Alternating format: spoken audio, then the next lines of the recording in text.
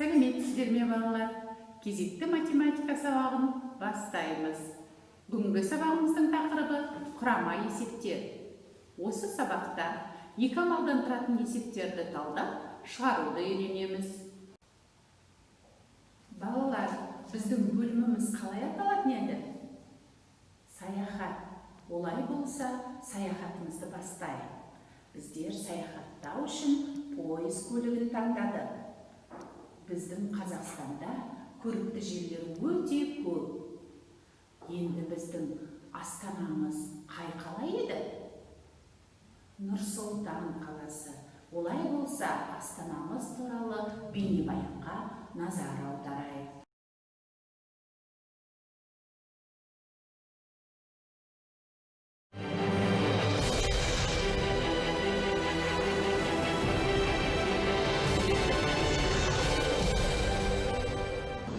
Ұлы даланың жүрегі, Еуразияның орталығы, бейбітшілік қаласы, ақиқатқа айналған арман, осы теңеулердің барлығы жер ғаламшарындағы ең жас елордалардың бірі Астана қаласына әбден лайық. Ұлы жібек жолы заманынан бастап мұнда хан ордалары құрылып, сауда керуендер өткен. Әртүрлі мәдениет, бай дәстүр, діни көзқарастардың тоғысуы осы өңірлерге тән құбылыс еді. Ғасырдан астам уақыт өткеннен кейін тәуелсіз Қазақстанның көреген көшбасшысы Нұрсұлтан Назарбаев осы жерде Арман қаласын тұрғызу туралы тарихи шешім қабылдады. Осында, ежелгі Сарыарқа жерінде, тек Астана емес, еліміздің болашақ бесігі өмірге келді. Астана тарихы мен қазақстандықтардың тағдыры бір-бірінен ажырағысыз. Егер тарихымызда Астана болмаса, біздің Қазақстан дәл бүгінгі күнгідей бола алмас еді. Жаңа Астана тарихи қысқа мерзімде бүкіл Қазақстанды түбегейлі өзгертіп, оны экономикалық күшті және саяси тұрақты мемлекетке, жауапты, беделді халықаралық әріптеске айналдырды. Әбден ойластырылған әрі бейбітшіл сыртқы саясат, сондай-ақ ел басшысының талапшыл әрі ауқымды бастамалары Астананың халықаралық саясаттағы беделінің негізгі факторы болды. Осының арқасында Астана жаңа Қазақстанның саяси, экономикалық және мәдени орталығы болып қана қоймай, 20 жылдық дамуында өзін дипломатияның, халықаралық әріптестікпен бірігудің маңызды орталығы ретінде көрсете білді.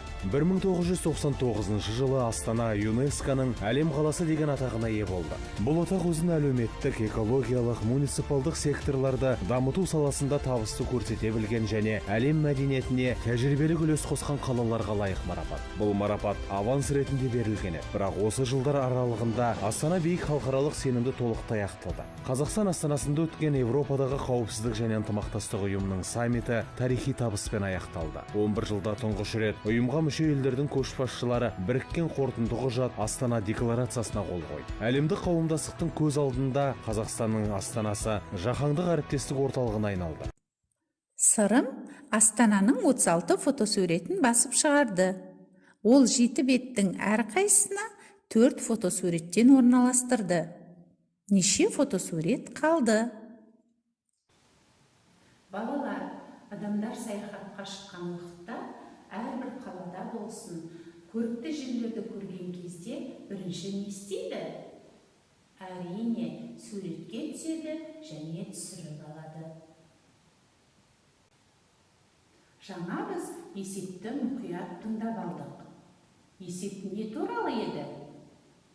Дұрыс, Сырымның Нұр-Сұлтан қаласын аралап фотосурет түсіргені туралы. Енді есепте не белгілі? Есептің шартын бірлесіп құрайық. Ол үшін дәптер, қаламдарыңызды дайындап алыңыздар. Бұл құрама есепті шығару үшін есептің шартын құрып алайық. Есептегі тірек сөздер қандай? Шығарды, орналастырды, қалды.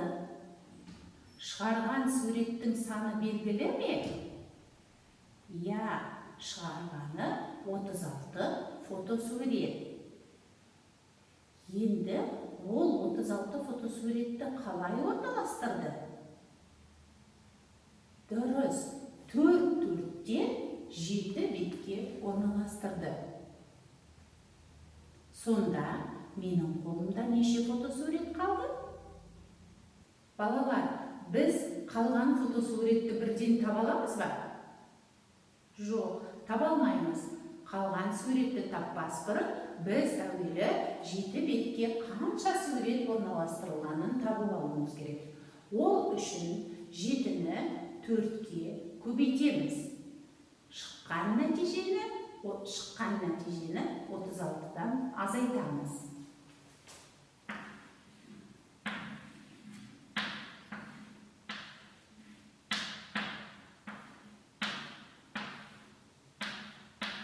Сонда бізде 8 фотосурет қалды. Бүгін біздер Астанамыздың көрікті жерлеріне саяхат жасадық. Екі амалмен шығарылатын есептерді талдап, оларды шығарып үйрендік. Ертең саяхатымызды жалғастырамыз. Қалып қоймаңыздар балалар. Көріскенше сау саламатта болыңыздар.